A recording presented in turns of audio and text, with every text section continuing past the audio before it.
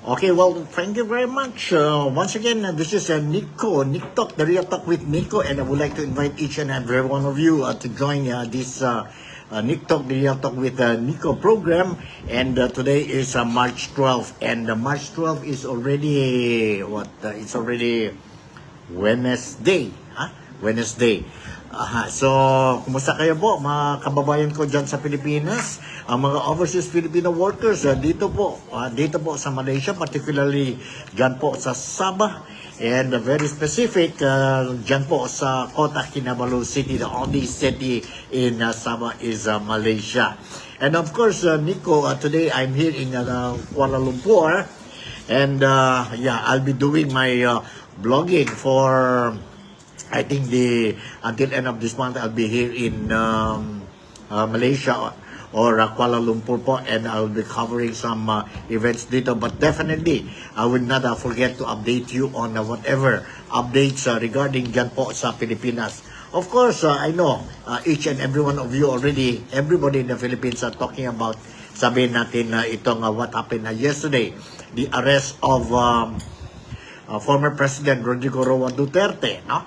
And of course, the warrant of arrest was served to Duterte or to Digong yesterday morning upon arriving from Hong Kong, no? From Hong Kong, and he was met with no less than police authorities dyan po sa Ninoy International Airport yesterday. And he was served, or he was arrested, and the arrest was made with the presence of no other than the Police Colonel Nicolas Torre III. And yun po, that really what happened dyan sa Pilipinas. So anyway, I will give you some updates regarding itong arrest ni Duterte, and at the moment I was made to understand still in the air from Manila International Airport. The plane which he boarded left Manila International Airport roughly slightly over 11 p.m. Last night, and at exactly or around 2 to 3 o'clock in the morning this morning. The latest update that I received was that the plane on board Digong passed by already Thailand, and Thailand airspace, and he will be having a layover dyan po sa Dubai anytime now. He will be laying over sa Dubai, and after that he will proceed to or the group will proceed to Netherlands po, to Netherlands, and dyan na po for booking purposes. Upon his arrival in Netherlands, he will the Philippine government or Philippine team escorting Digong will hand over Digong to the police authorities in Netherlands, after which we don't know, he will be going to the ICC court, for booking purposes po. And pre-trial pa lang ito po, hindi pa ito the real hearing of Digong, by ICC. But anyway, before I will talk much about ang updates ni Digong dyan po sa Netherlands or sa Hague, Now, I will show you first, I will share with you first what really happened yesterday dyan po sa Maynila. And we are talking about the arrest of Digong based on the ICC warrant or arrest warrant issued by ICC to Digong upon arrival from Hong Kong sa Tuesday ito po, And we'll see ano ang mga comments. Apparently, a lot of Filipinos, or majority, is not all, majority of the Filipinos are not happy with what transpired yesterday, which we saw the arrest of Digong or former President Rodrigo Roa Duterte. Malungkot ang mga tao dyan po ngayon sa Pilipinas, and not only in the Philippines but also here in Malaysia, the Filipino community in Malaysia. Apparently, I received a lot of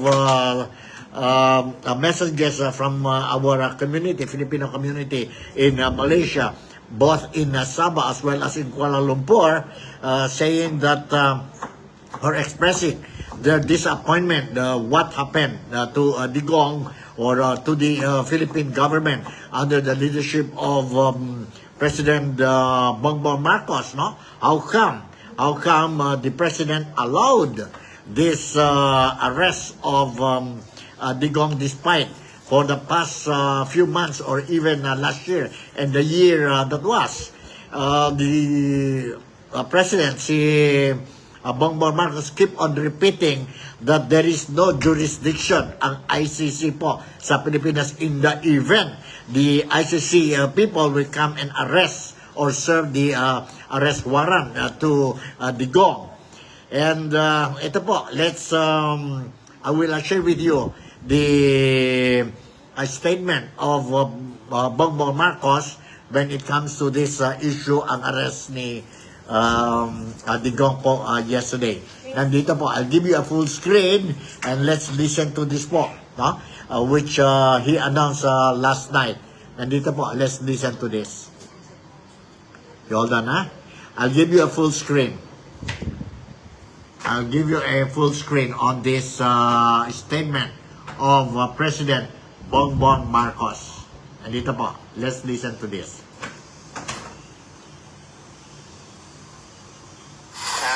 Good evening, everyone. I'm sure you know the subject matter of our meeting today, this evening. The plane carrying former President Rodrigo Roa Duterte took off at 11:03 p.m. this evening and exited Philippine airspace. The plane is en route to The Hague in the Netherlands, allowing the former president to face charges of crimes against humanity in relation to his bloody war on drugs. The former president was earlier placed in government custody at Villamor Air Base after his common law wife, Hanile Dabansenya, and members of his entourage arrived at 9:20 this morning from Hong Kong on Cathay Pacific flight number CX-907. Mr. Duterte was arrested in compliance with our commitments to Interpol. Hours before his arrival, Interpol Manila received an official copy of the ICC warrant. This prompted the Prosecutor General of the Department of Justice to serve the warrant. Interpol asked for help, and we obliged because we have commitments to the Interpol, which we have to fulfill. If we don't do that, they will no longer help us with other cases involving Filipino fugitives abroad. This is what the international community expects of us as the leader of a democratic country that is part of the community of nations. So I'm sure that the details that surround this what has happened today are familiar to you. I just wanted to make very, very clear and give you the facts from the departure of former President Duterte from the Philippines. Thank you. Okay, that's it. That's the statement of President Ferdinand Bongbong Marcos Jr. Yesterday po, no? He made an official announcement regarding the arrest of Digong or former President Rodrigo Roa Duterte. Now, yes, as what I said, a lot of people were not happy. No? Filipinos are not happy, both in the Philippines and overseas Filipino workers working abroad. they are not happy with what happened dyan po sa Pilipinas.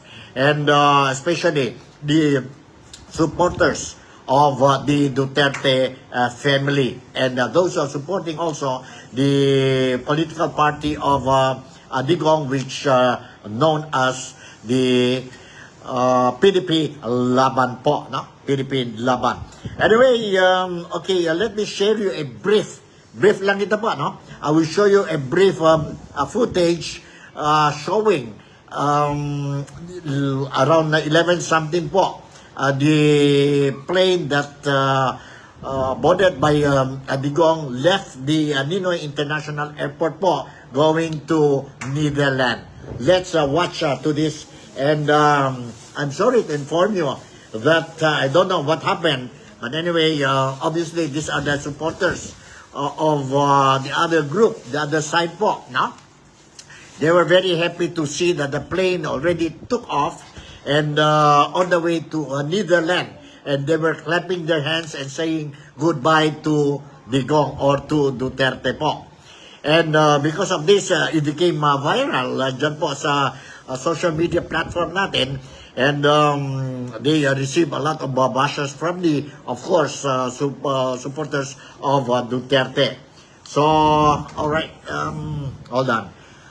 Let me share with you itong brief footage of the plane taking off from the Ninoy International Airport and proceeding to Netherlands. Of course, from Manila, they will go straight to Dubai and lay over in Dubai for a few hours, and then they will proceed to the Netherlands. Let's watch to this footage. Hold on po. You'll watch this footage. Hold on. I'll try to give you a full screen, huh?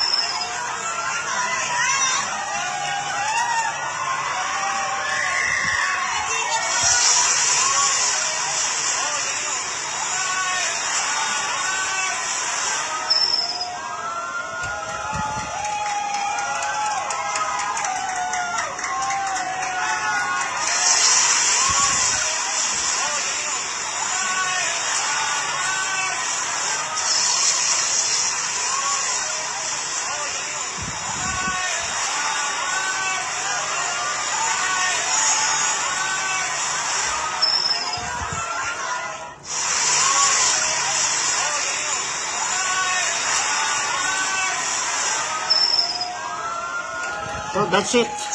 That's the footage of the aircraft or the plane boarded that brought Digong outside the country slightly over 11 p.m. Last night po. And you can see some people at the airport, they were shouting and rejoicing when they saw the plane already took off bound for Netherlands. Obviously, these are the people who are supporting the departure of Duterte po. But as what I told you earlier, a lot of Filipinos, even until now, as I speak, a lot of people are not happy with what transpired dyan po sa Manila last night. Last night po. And after the statement made by Bongbong Marcos of PBBM, now there was a brief also, a brief answer and question, question and answer a session or portion during the statement, after the statement of BBM. And obviously po, correct me if I'm wrong, obviously po, how they did this question and answer po, this is scripted po. Para sa akin, for me, it is scripted. Scripted and favoring Marcos administration po, or President Bongbong Marcos. So, alright, let me share with you the press briefing of BBM last night po after he made the statement. There were some questions raised to Bongbong Marcos, and BBM answered this question. Although for me, I can say it is or it is scripted po, no? A lot of questions that need to be asked was not asked to BBM during that session, or during that question and answer session po. Because obviously it is scripted, it was scripted. Now let's listen to this question and answer session of BBM. You hold on. I'll try to give you another full screen po, no? And listen carefully to ang mga questions and answers of BBM. Oh, meron. This came in. Actually, it came in. I received it from Secretary Remulla. I received it at 3 a.m. last night, and I looked at it, and we went back and forth. 6:30.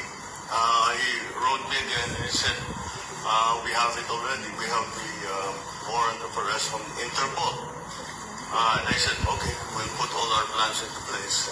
Sige, let's proceed as we had discussed. That's what happened.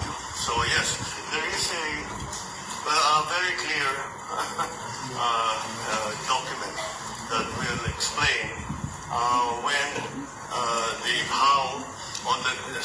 that will explain the basis on how we conducted this arrest of former President Duterte. Sir, is it okay if we give them a copies of the arrest warrant, photocopies of the arrest warrant? Would that be possible? Do we have limitations on that? We have the limitations that We have here the SIOG, who has been, of course, part and parcel of the entire operation. We will provide the PCO with a digital copy. It has been attested by the Secretary of Justice and the Department of Justice as a lawful and legal warrant. We will publish it after this press conference, and you can use it as reference. These are, it's very simple. It's a request to the Philippine government from Interpol to enforce the arrest warrant. And of course, we comply with our commitments to Interpol. But we did not do this because it was derived from or it came from ICC. We did this because Interpol asked us to do it. And we have commitments to them, and we lived up to those commitments. Thank you, sir. Second question, sir. Mr. President, sinasabi ng kapo ni PRRD na unlawful arrest daw itong ginawang pag-aresto sa kanya. Well, we followed every single necessary procedure. We had a very good basis on which to serve that warrant and to read him his right. We followed all the legal procedures that are necessary. So I'm confident that if in further examination you will find that it is proper and correct. Sir, third question from the MPC. Mr. President, may violation ba ito sa ating soberanya, itong pagkaka-aresto kay dating Pangulong Duterte? No. Bakit naman? Dahil consistent naman tayo. Hindi tayo tumutulong sa investigasyon ng ICC. Wala tayong meron tayong contact sa kanila, natural. Pero no, not on an official level. We didn't help them in any way. The arrest, the arrest that we did today was in compliance with our commitments to Interpol. It just so happened that came from ICC. But it's not because it came from ICC. It's because it came from Interpol. Ang pang-apat po na tanong, Mr. President, sinasabi po nila na ito ay political persecution lamang at may kaugnayan din daw sa 2028 elections. Okay, well, I'm sure sasabihin nila yan. But this case started in 2017 when we were still members of the ICC, and it was during the time of former President Duterte. So I don't see how that can be political persecution on my part, because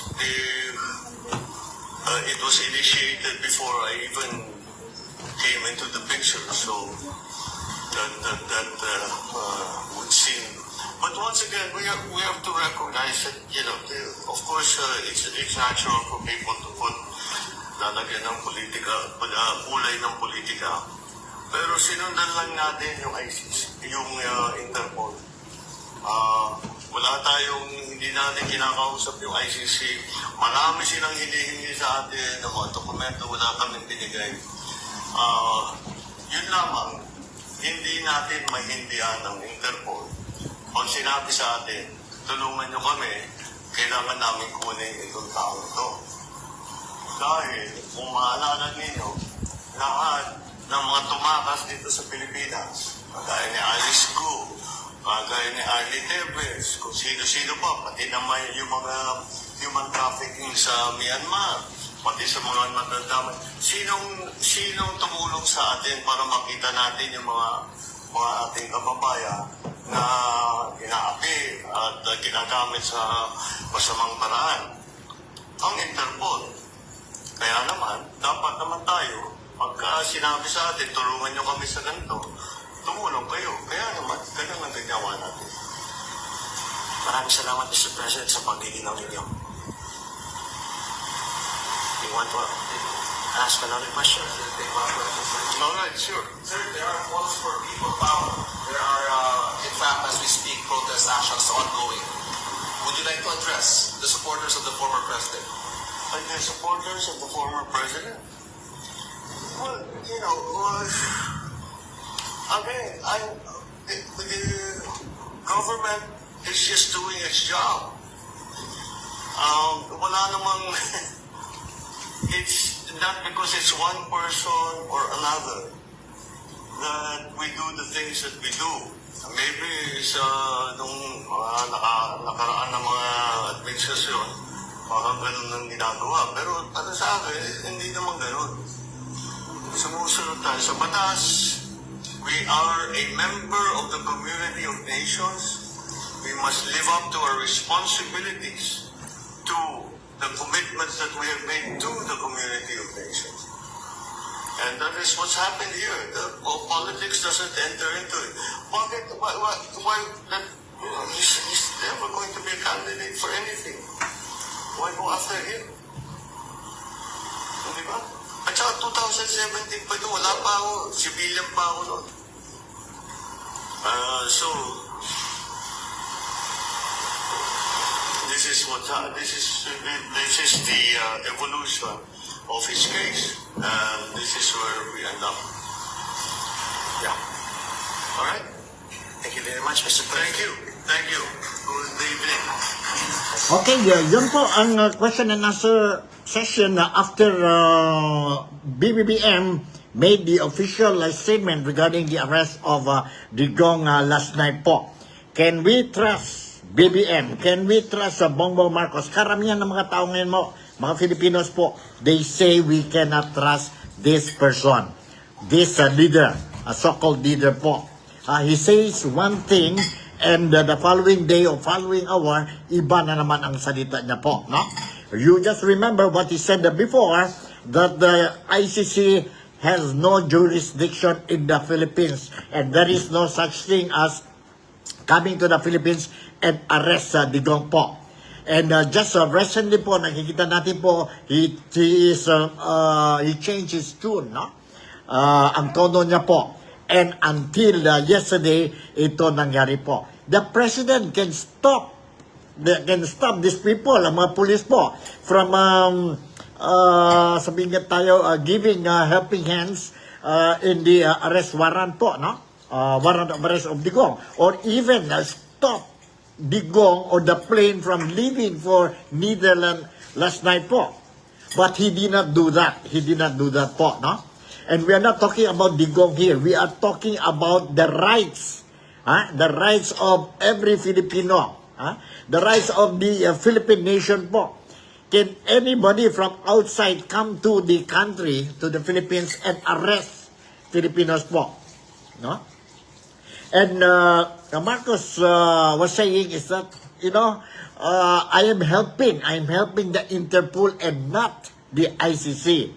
That's baloney. That's baloney po, no? This kind of, sabihin natin, event, this has been planned. It is not done simultaneously, or sabihin natin, impromptu po. No, this has been planned already from the very beginning po. Plan na ito po. And as what I said, mahirap po, mahirap. If Bongbong Marcos wants to help or keep his word, his promises that there is no jurisdiction ang ICC in the Philippines po, he should have put a stop on this last night po. But he did not. He did not. And you look at him, when he was answering questions po, he was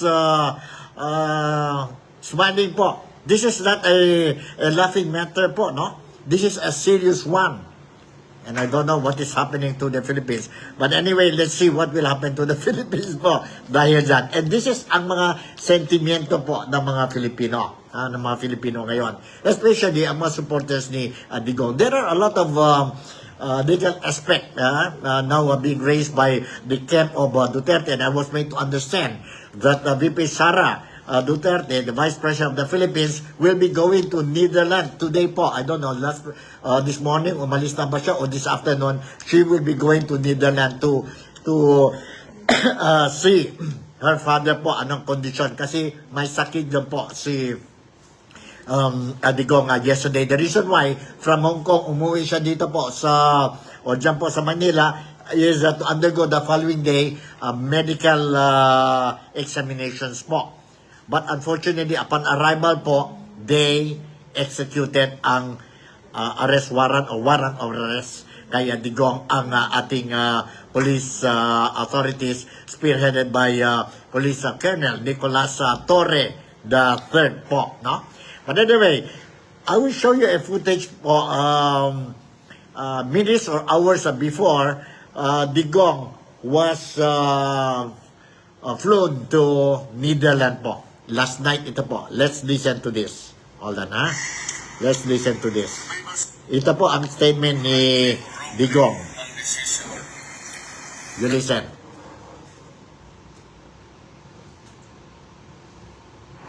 Rightly or wrongly ang decision na mag-withdraw tayo sa ICC. So, dapat intindihin ng mga abogado yan. Pati sila, ay ko naman, Pinartore. Sabihin mo sa inyo, sabihin mo sa dumat nagdadala ng kaso dito. Sir, huwagan mo sila. Ano ba to? May variance. Pero kung sasama ako sa iyo, huwag kang magtingin dyan, sasama ako sa iyo. Yes, sir. Thank you, sir. Total, nandito naman tayo sa government facility. So, escape is not a problem. Impossible treat. Thank you, sir.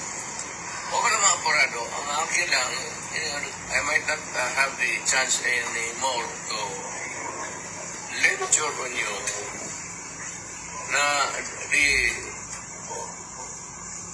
serious implications.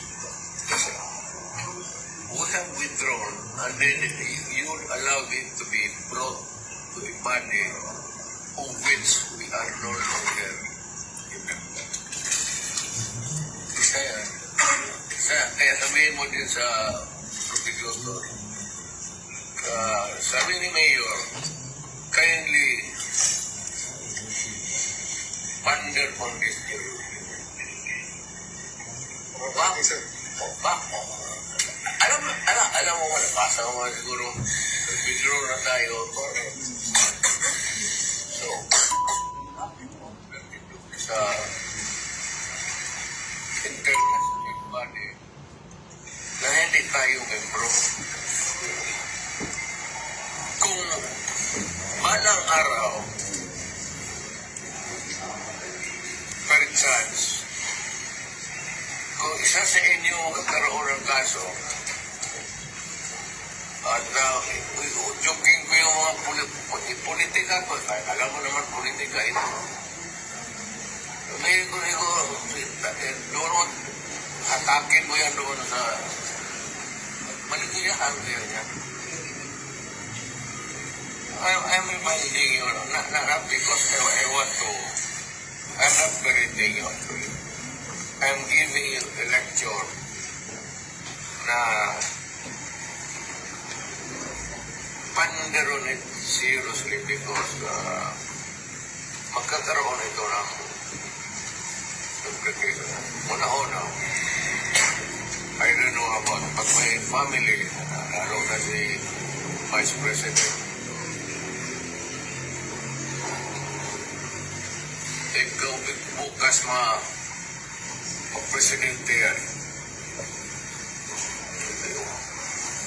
Or on a longer term, tatakbo yan, mananalo yan. Dahil nga ang ginawa ninyo tuloy,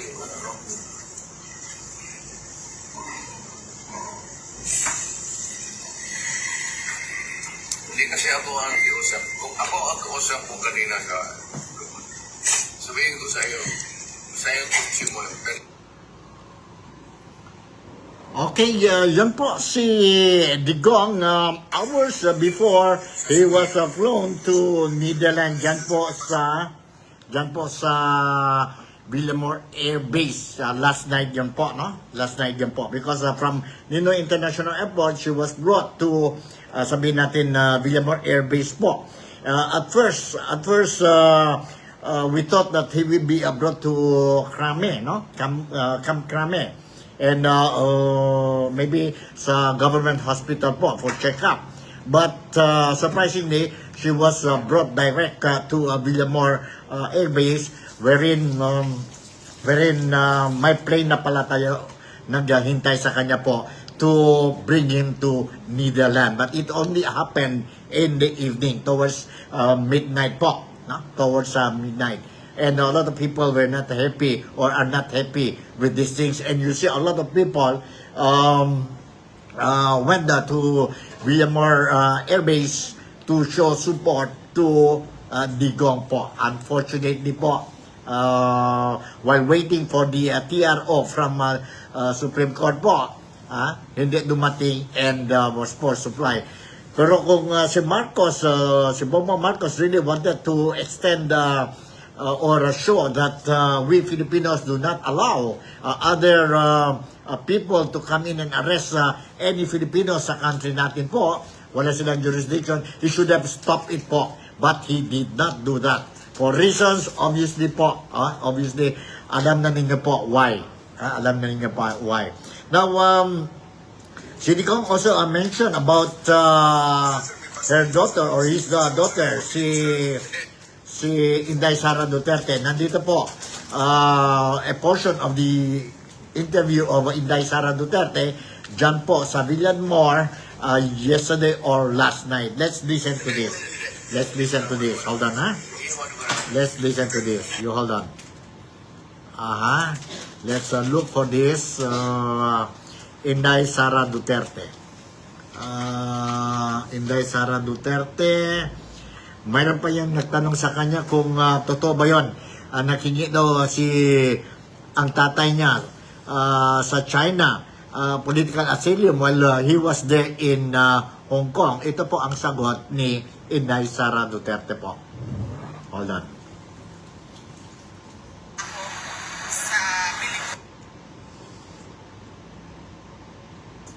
Hong Kong wala siyang kausap from the Chinese government. And in fact, sabi niya, kung maalala niyo, 4 p.m. yung flight niya sa Cathay Pacific, di ba? Sabi niya, agahan natin ng 7 a.m. Para makabalik na ako sa Pilipinas. That was, willingly surrendering himself to the jurisdiction of Philippine authorities, not the ICC. Ma'am, habang lumalapit yung eleksyon, ma'am, kumipintay.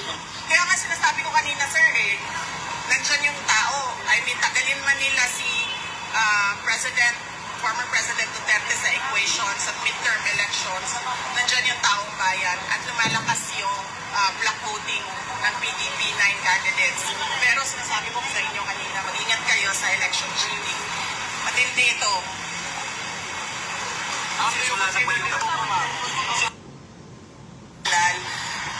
Naintindihan ko lang naman sa kanya, sabi niya na wala tayong magagawa. Parang the way I say it, sabi niya, that's life, kasira-sira. But then I told him na some instructions on what to say and what to do. Pero sa totoo lang, dapat hindi talaga yan umalis ng bansa si former President Rodrigo Duterte. Meron na pong arrangements kasi kailangan ko kausapin yung mga abogado doon kung saan man siya dalhin. Pupunta ako at pupunta yung mga abogado and doon kami mag-uusap kung ano yung mga gagawin. Tingin niyo ba tama yung naging proseso sa pagsawahan daw? Ay, hindi talaga. Kasi nakalagay sa rules ng ICC, the defendant should be taken to a court, a local court. Dapat dinala siya sa korte. At yung proseso natin dito sa loob, yun yung masusunod para sa pag-implement ng warrant. What were your instructions here? About the legal matters lang, no? So sinabihan ko siya na kung ano yung sasabihin at gagawin for his lawyer. And then sinabihan ko din siya na huwag tumanggap ng pagkain sa katubig kahit kanino.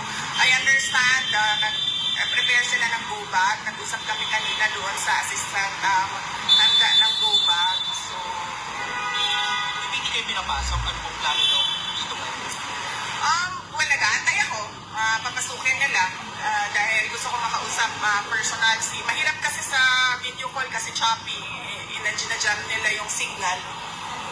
Kailangan ko siya kausapin. Wala po akong update sa temporary restraining order ng Supreme Court. But as I said, lahat ng mga tao dyan sa loob ng base at dyan sa airport, kung Pilipino ka, hindi ka papayag na ginagawa ito. Were you surprised in this scenario, or is it something that you expected? The moment that I was still in the cabinet when this was mentioned, and the moment that I talked to the Justice Secretary, and then I noticed that he had very vague answers. We already started to prepare. Okay, that's it. VP Sara or Inday Sara giving her comment or statement last night dyan po sa Villamor Air Base before Digong was left for Netherlands, no? For Netherlands. And let me show you another footage po about Sara Duterte, and this time she was touching on political issues po, no? Political issues related, the arrest of Digong, her father, is related to the upcoming elections, midterm elections, and the 2028 presidential election po. Let's listen to Inday Sara Duterte once again. You all done. And I'm warning you. Sino ang entire administration? Yes.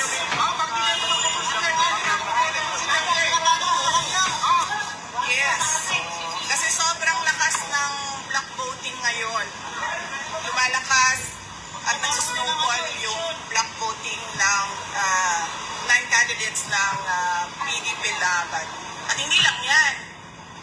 This is all about the 2028 elections. And I'm warning you, kung meron man 2028 elections. Nakita nyo na, di ba? Sinimulan nila sa People's Initiative. Hindi sila nagtagumpay. Kasi umalma yung mga tao. Imagine mo, bibiliin yung pagkatao mo para sa kagustuhan nila na hindi umalis sa pwesto. Tapos, sumunod ay impeachment para tanggalin yung kalaban, posibleng kalaban. Ngayon, dahil lumalakas yung PDP block voting of 9 candidates, natanggalin nila si President Duterte. Ako sa labas ng gate, hindi ako makapasok. Sabi ko, hindi kita personal na mabigyan ng instructions, pero minessage, tinext ko na, sabi ko, minessage ko sa kanila lahat na kung sino man yung nandun sa loob, ano yung kailangan mong gawin. And then he said na, huwag ka na magantay dyan, na umuwi ka na. So, hindi ko rin naman magawa na iwanan na ating dating Pangulo. Hindi dahil tatay ko siya, pero dahil hindi ko matanggap na nagiging doormat tayo ng mga layunan. Ganito lang tayo, mga maliliit na mga tao kung ikumpara mo sa ibang bansa. Pero, alam mo yun, dapat may pride tayo ba? Dapat tayo kapitan ng Pilipino. Okay, isa tayo. Okay, yan po si VP Sara ang interview niya po dyan sa Villamor Air Base last night. Shoutout muna tayo kay Ma'am Dolly and of course si Snooki Apolinari is also watching from, if I'm not mistaken, from Manila. Thank you very much for watching. All the best and ingat kayong lahat, no? Ingat kayong lahat. Alright, there was a question raised, no?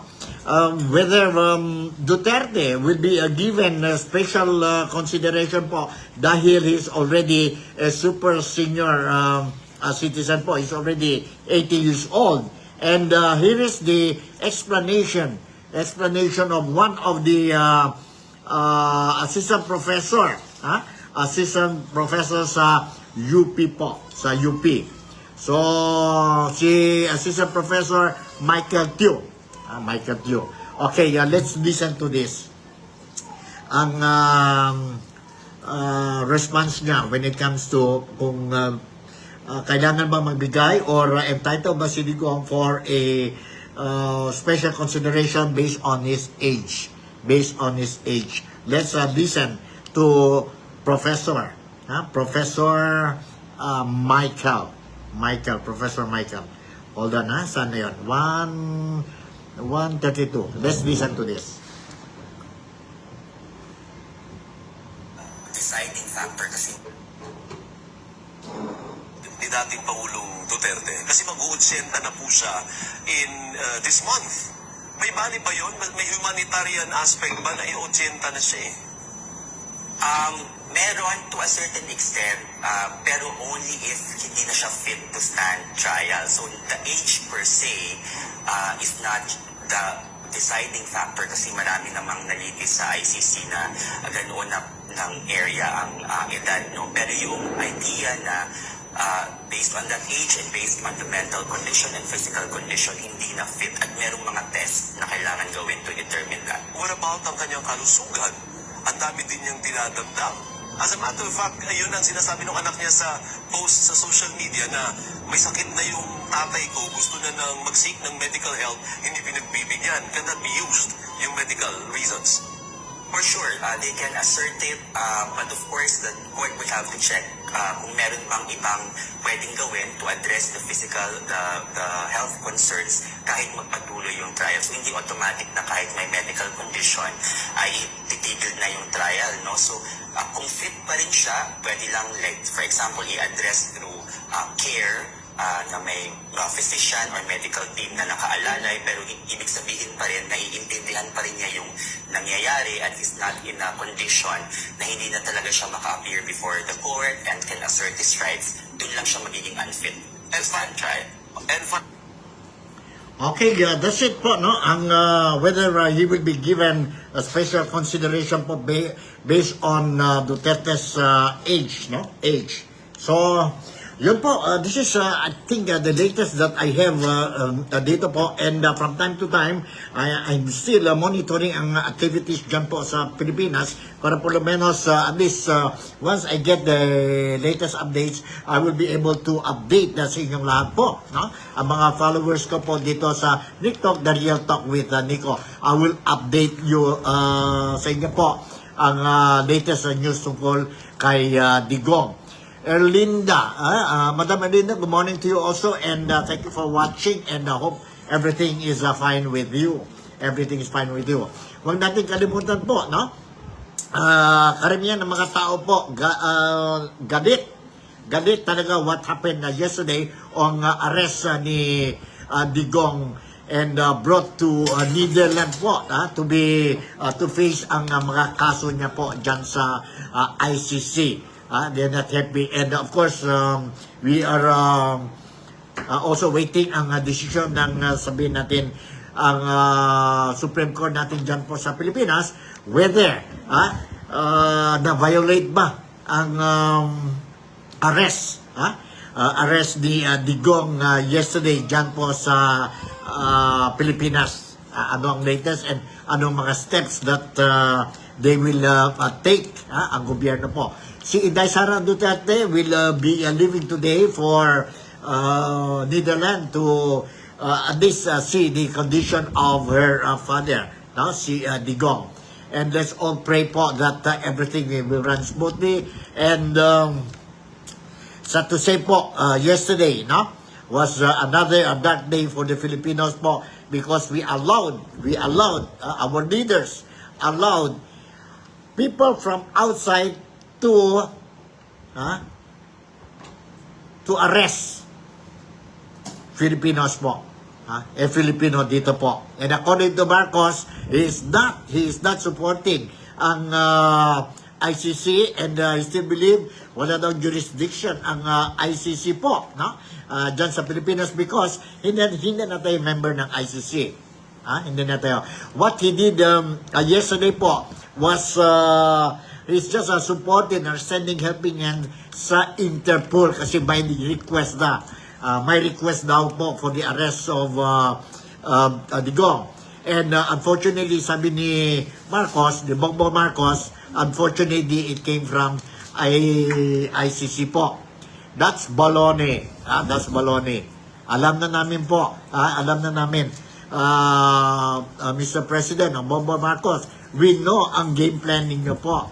You want to remove si Sara Duterte because you're afraid that Sara Duterte will be the next president of the Philippines, and at the same time you want it is your intention to scrap ang pangalan ng Duterte po dyan sa Pilipinas. And you don't want to accept that Digong is a kind of leader loved by many Filipinos po, or if not all. They like ang style of leadership niya compared sa iyo, Mr. Bongbong Marcos Jr. po.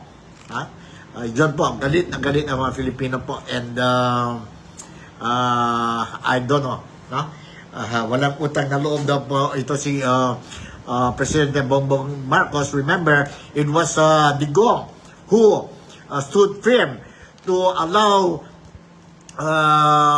his father, si Bongbong Sr., si Ferdinand Marcos Sr. to be buried dyan po sa Pilipinas po. Despite how many presidents they did not allow po. And it was only Digong who allowed the burial of the late President Ferdinand Bongbong Marcos Sr. po. And he gave you the chance po to redeem your name, ang Marcoses po. And this is what you repaid kay Digong po.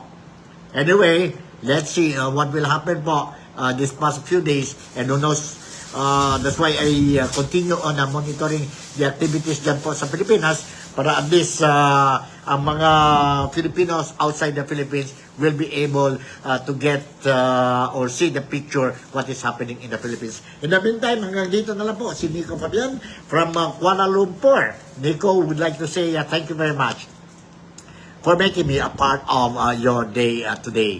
Malaysia, Sabah, the Philippines, God bless us all. And I love you and see you tomorrow. Bye.